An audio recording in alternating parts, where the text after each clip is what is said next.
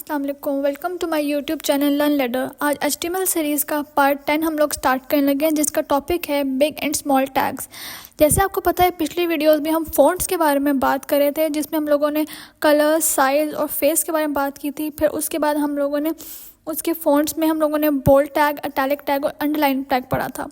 तो आज की जो वीडियो है उसमें हम लोग बिग एंड स्मॉल टैग के बारे में पढ़ेंगे।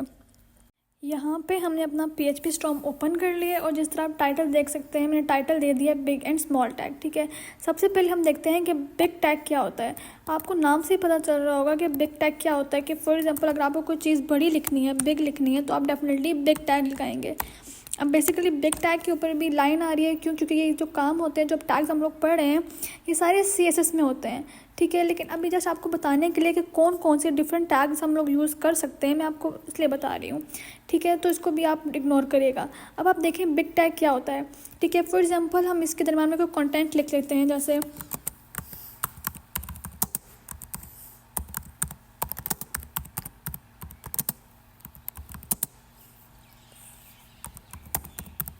यहाँ पे हम लोगों ने कंटेंट लिख लिया है, hello friends, thanks for coming.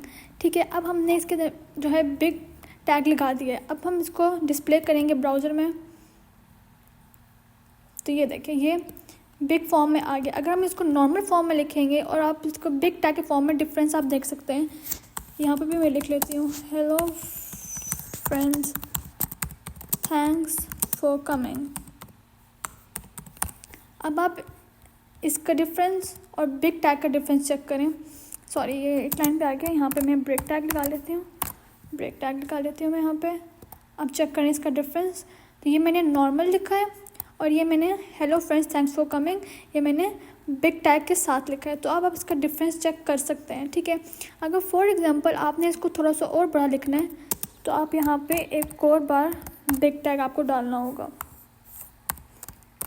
ठीक है, यहाँ पे बिग टैग डाल देते हैं एक और बार, और यहाँ पे बिग टैग का क्लोजिंग टैग डाल देते हैं। ठीक है, और अब आप इसका देखें आउटपुट, तो ये और बड़ा हो गया।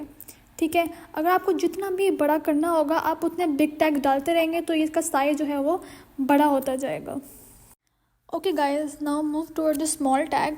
ठीक है, अब आपको उस नाम से पता चल रहा होगा कि फॉर एग्जांपल अगर हमें कोई चीज़ जो है वो छोटी शो करवानी है, तो हम स्मॉल टैग लगाएंगे। ठीक है, तो यहाँ पे हम स्मॉल टैग लिख लेते हैं एंड देन इसका हमने एंडिंग टैग लगा लिया। अब इसके अंदर हम कोई कंटेंट डाल लेते हैं, hello friends, thanks for coming.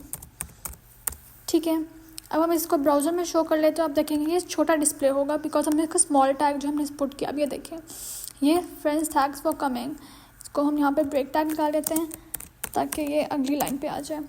ठीक है जी, तो यहाँ पे हमने ब्रेक टैग लगा लिया और ये दूसरी लाइन पे आ गया।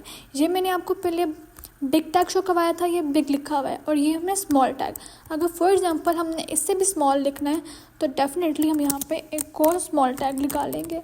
जितना आपको स्मॉल लिखना होगा, आप उतना ही स्मॉल टैग इसके अंदर लगाएंगे। ठीक है जी, यहाँ पे हम इसका क्लोजिंग टैग लगा लेते हैं, तो ये हमारा स्मॉल टैग आ गया। और अब देखेंगे कि इससे ज़्यादा छोटा जो है डिस्प्ले होगा। ये देखें, ये इससे ज़्यादा छोटा डिस्प्ले हो गया।